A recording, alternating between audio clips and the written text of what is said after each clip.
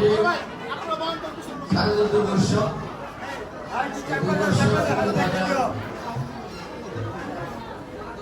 স্থায়ী মন্দিরে আছেন এবং একটু কমিটি আছেন। সবাই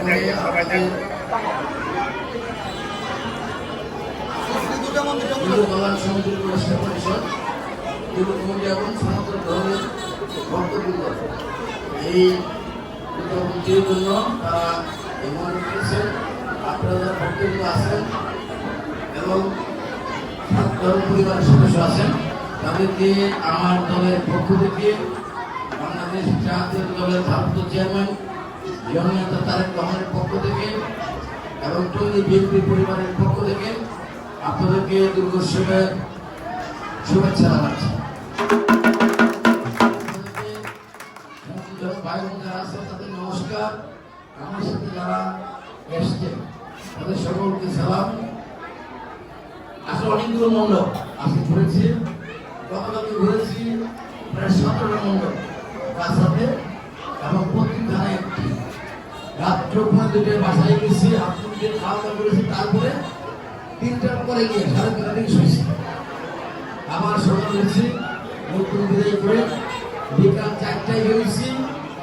এটা আপনাদের 8ম অনুষ্ঠান কাজে বেরিয়েছি। এখান থেকে সবচেয়ে আমার কাছের মন্দির যেটা এবং মণ্ডপ যেটা সেটা আমার বাড়ির ওয়ালের এসে পাশে আমার বাড়ি এই কোন আইলো মণ্ডপ, সেখানে যাব সর্বশেষ। কিন্তু কালকে 10মী আপনারা শুরু করেন এই উৎসবটি 6ষ্ঠমী, 7মী, 8মী, 9মী এবং সর্বশেষ 10মী। সেদিন আপনারা আপনাদের সর্বশেষ পূজার কাজ সম্পূর্ণ করে আপনাদের দেবী মাকে বিসর্জন দিবেন। এক সময় আমি যখন ছোট স্কুলে পড়ি এই দুর্গোৎসবের কথা শুনতাম, 10মীর কথা শুনতাম। সেটা আমাদের এই পার্শ্ববর্তী এলাকা সেখানে খুব বড় করে এই দুর্গোৎসব প্রতিমা তৈরি করত এবং প্রতিযোগিতা হইত। দুর্গার প্রতিমার প্রতিযোগিতা হইত এবং প্রথম পুরস্কার পাইত, দ্বিতীয় পুরস্কার পাইত, তৃতীয় পুরস্কার পাইত। এগুলো মণ্ডপের। আর আতশবাজি, কে কত সুন্দর আতশবাজি বানাতে পারে, ফুটাতে পারে, এটারও প্রতিযোগিতা হইত। কি হয় বাজারের মাঝখানে একটা পুষ্করিণীর পারে জোয়ারের সময় দেখা তো জোয়ার, জোয়ার, এই জোয়ারের সময় বড় বড় নৌকা এসে ভিজত আপনার প্রতিমা নিয়ে। এই সারা রাত্র সেখানে দোল নাকর বাজাইতো, বাজনা বাজাইতো, আমরা দেখতাম, ছোট ছিলাম, সারা রাত্র দেখতাম এবং বাহ্যিক আতশবাজির বাহার দেখতাম। সকালবেলা সেই আমাদের প্রতিমা নৌকাদা নদীর মাঝখানে নিয়ে বিসর্জন দিত, তারপরে চলে আসতাম। আজকে আপনাদের সাথে আনন্দ ভাগাভাগি করার জন্য মণ্ডপে মণ্ডপে ঘুরি এবং আপনারা যাতে কোনো অবস্থাতে ভয় ভীতির মধ্যে থেকে আপনাদের উৎসবটি পালন না করেন, ভয় না করেন, সেজন্য আমি আমাদের প্রত্যেকটা ওয়ার্ডে নেতা কর্মীদেরকে নির্দেশ দিয়ে রাখছিলাম যে আপনাদের এই সনাতন ধর্মের বড় উৎসবটি তারা যেন সার্বিকভাবে সহযোগিতা এবং নজরদারির মধ্যে রাখে। কেউ যেন কোনো ধরনের মা এবং বোনদেরকে বিরক্ত না করতে পারে এবং ভাইদেরকে হুমকি প্রদর্শন না করতে পারে। ইনশাআল্লাহ আমি প্রত্যেকটি মণ্ডপ ঘুরেছি, প্রশাসনের লোক ঘুরেছে, পুলিশ কমিশনে ঘুরেছে, জনগণ ঘুরেছে, তারা জিজ্ঞেস করেছে প্রত্যেকটি মণ্ডপে, আমি জিজ্ঞেস করেছি তাদেরকে কেউ হুমকি প্রদর্শন করেছে কিনা, কোনো ভাগ খারাপ আচরণ করেছে কিনা, তারা সবাই বলেছে না। এবার আমরা সবচেয়ে ভালোভাবে আমাদের শারদীয় দুর্গোৎসব আমরা উদযাপন করেছি। আমরা চাই এমনি ভাবে আমরা সব প্রতি বছর আপনাদের পাশে থেকে আমরা এই উৎসবটি পালন করার জন্য আমি তাদেরকে আশ্বস্ত করেছি। শুধু শারদীয় দুর্গোৎসব নয়, আপনাদের যত উৎসব আছে আমাদের প্রতিদিন 2টা পূজা অর্চনা আছে, একটা সকালে একটা সন্ধ্যায়, তারপরে প্রতিদিন করেন যদি স্থায়ী মন্দির থাকে আপনাদের, এটা আপনাদের স্থায়ী। সেক্ষেত্রে এই অর্চনাগুলো আপনারা করবেন এবং আপনাদের ছোট বড় যত ধর্মীয় উৎসব আছে আপনারা নির্দ্বিধায় নির্বিঘ্নে আপনারা পালন করবেন। আমরা এবং আমাদের লোক সার্বক্ষণিক আপনাদের পাশে রাখবে। আপনাদের এই উৎসবে যাতে কোনো ধরনের বাধা বিঘ্ন না আসে আমরা নজরদারির মধ্যে রাখবো ইনশাআল্লাহ। আপনারা ভয়ের কোনো কারণ নাই। আপনারা এই দেশের নাগরিক, আমরা দেশের নাগরিক, একটা স্বাধীন দেশের নাগরিক। আপনার যতটুকু অধিকার আমার যতটুকু অধিকার, আমার যতটুকু অধিকার আপনারা মনে করেন আপনার সংখ্যালঘু, আপনাদের অধিকার কম না। আমার যতটুকু অধিকার আপনাদের ঠিক সমান অধিকার। এই দেশটা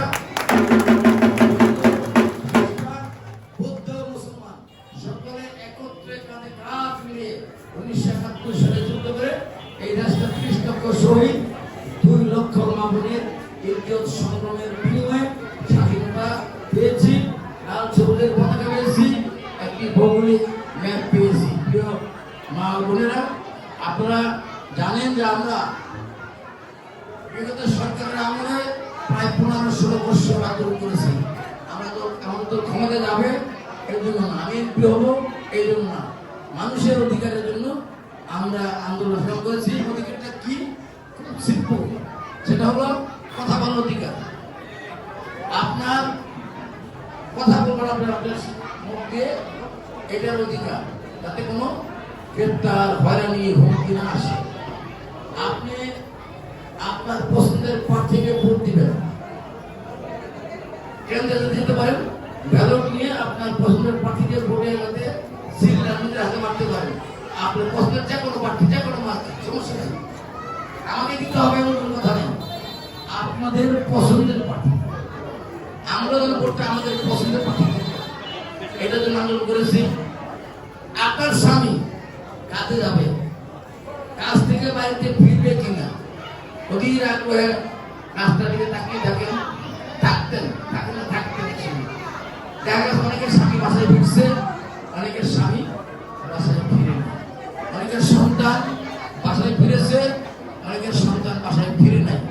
আমরা চাই এই হত্যা, খুন, কথায় কথায় মামলা হামলা এগুলো বন্ধ করতে হবে। দেশের সম্পদ দেশের টাকা দেশে থাকবে, দেশে বিনিয়োগ হবে, কর্মসংস্থানের ব্যবস্থা হবে, বেকার সমস্যা দূর হবে। আপনি স্বাধীনভাবে স্বাধীন দেশে কথা বলবেন, আপনাকে কেউ গ্রেপ্তার হামলা মামলা দিতে পারবে না। আপনার সন্তান নিরাপদে বাংলাদেশে বিচরণ করবে, কেউ তাকে খুন করবে না, খুন করবে না। এগুলো আমরা নিশ্চয়তা দিচ্ছি আপনাদেরকে।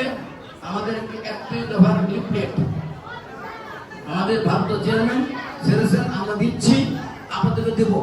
সেটার মধ্যে 16 নম্বর অনুচ্ছেদে আপনাদের এই সংখ্যালঘুর কথা বলা আছে, সেখানে সংক্ষেপে লেখা আছে। আমি একটি ম্যাগাজিন করেছি, সেটা আগামী সপ্তাহে আপনাদের হাত দেবো।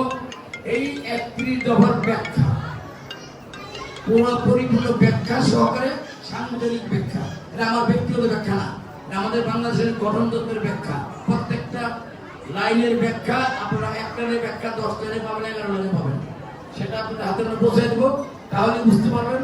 আগামী দিনে 31 দফার ভিত্তির উপরেই মূল কাঠামোটা হবে রাষ্ট্র করার জন্য। রাষ্ট্র কাঠামো মেরামতের মূল আজকের হলো 31 দফা। এটা আমরা চাই যে আপনারা পড়বেন, বাস্তবায়ন করার চেষ্টা করুন, যেহেতু আপনাদেরও এখানে কথা বলা আছে, আমাদের কথা বলা আছে, পাশাপাশি বাংলাদেশের যত মানুষ আছে সবার কথা বলা আছে, পাহাড়ি সমতল সকল ভাষাভাষী মানুষের কথা বলা আছে, তাদের অধিকারের কথা বলা আছে। সে কারণে আমি মনে করি 31 দফা অত্যন্ত গুরুত্বপূর্ণ। আমাদের ভারত চেয়ারম্যান এই 31 দফার উপরে গুরুত্ব দিয়েছেন, আমরাও সেটাকে আমলে নিয়ে আমরা গুরুত্ব সহকারে সেটা ডিস্ট্রিবিউশন করছি, জনগণকে বোঝাচ্ছি, মানুষকে বোঝাচ্ছি, মা বোনদেরকে বোঝাচ্ছি। আমি মনে করি আমাদের 31 দফা যখন আপনাদের হাতে যাবে, আমরা কথা বলবো, নিশ্চয়ই আপনারা সেটা বুঝতে পারবেন এবং বুঝতে পারলেই আপনারা সেটা আমলে নেবেন। আমি আপনার দীর্ঘ সময় বসে আছেন, আজকে হয়ে গেছে, অনেক বলে গেছি রাস্তায় কামড়ে, আপনারা অনেক কষ্ট করেছেন, সেজন্য আমি ব্যক্তিগতভাবে আপনাদের ক্ষমা চাচ্ছি। দীর্ঘ সময় এই গরমের মধ্যে আপনারা বসে আছেন, ছোট্ট সোনামণিরা বসে আছেন। আমরা তাদেরকে বাসায় মার্গের কাজ আছে জানি। আজকে আপনার শেষ উৎসব, বড় উৎসব। কালকে আপনাদের দেবী বিসর্জন হবে। আজকে আপনারা হয়তো রাত্রি 12টার মধ্যে থাকবেন, নাকি অনেকে চলে যাবেন বাসায়। তাই আমি সর্বশেষ আপনাদের এই এখানে শেষ ব্লগ নিয়ে এসে আপনাদের এই দুর্গোৎসবটি আপনারা সুন্দরভাবে পালন করবেন এবং সমাপ্তি করবেন, এটাই কামনা করি, প্রত্যাশা করি। এবং আপনারা আপনাদের দেবীকে আগামীকালকে মন থেকে বিদায় দিয়ে আবার আগামী বছর এই দিনে যাতে দেবী মা আপনাদের কাছে ফিরে আসে সেই প্রত্যাশা আপনারা করবেন, করে দেবীকে মিশে দেবেন। আমরাও আপনাদের সেই প্রত্যাশাতে একাত্মতা ঘোষণা করে আপনাদের সকল বসে থাকার যে ধৈর্য আপনারা দেখিয়েছেন এর জন্য কৃতজ্ঞ। এবং আমিও আপনাদের কথা দিচ্ছি, এই কৃতজ্ঞতার পুরস্কার স্বরূপ আমি যখন বেঁচে থাকি আপনাদের সকল ধর্মের, আপনাদের সকল উৎসবের সাথে থাকবো, এই আশ্বাস আপনাদের দিচ্ছি। আপনারা এখানে যারা আছেন সনাতন ধর্মের ভাই ও বোনেরা, আপনাদের সকলের সুস্বাস্থ্য দীর্ঘ কামনা করছি। আমি আপনাদের এই উৎসবের সফলতা কামনা করছি। কামনা করে আমি আমার বক্তব্য শেষ করছি। আপনাদের সকলের দীর্ঘ কামনা করছি, সুস্থ কামনা করছি। সকলকে ধন্যবাদ। বাংলাদেশ জিন্দাবাদ, বাংলাদেশ জাতীয় দল জিন্দাবাদ। শহীদ জামান হোক, আমাদের প্রিয় নেত্রী দেশনেত্রী এবং খালেদা জিয়া দীর্ঘদিন হোক। এবং আমাদের অহংকার, আমাদের তরুণের অহংকার জনতার প্রমাণ আমাদের রাষ্ট্র জিন্দাবাদ। সকলকে ধন্যবাদ।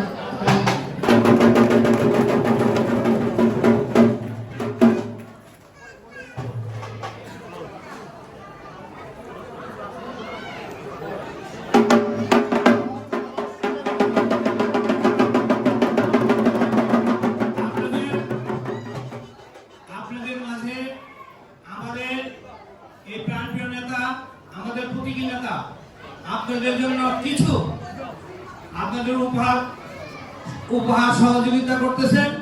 আপনারা তার জন্য দোয়া করবেন। আরেকটি কথা বলি, এই যে মন্দিরটা আপনারা দেখতে পাচ্ছেন, এই মন্দিরটা ছিল কিন্তু নদীর পার। সম্পূর্ণ অবদান এখানে কমলদা আছে, রঞ্জিত নাই, গোপাল নাই, ইয়ে নাই, মাধববাবু নাই। এরা থাকলে চিনতে পারতো। আপনারা যারা নতুন তারা জানেন না, এই বিএনপির পরিবার এই নদীর পাড়ে আপনাদের মন্দির স্থাপিত করে দিয়েছিল বিএনপির পরিবার। আজকে সেই বিএনপির পরিবারের প্রতীকী নেতা 91 সালে আজকের এই বিএনপির প্রতীকী নেতা আনাস সালাউদ্দিন সরকার আপনাদের মাঝে সেই অনুরোধ ধরে আজকে কিছু আপনাদের অনুদান সহযোগিতা করছেন আপনাদের পূজা মণ্ডপের জন্য।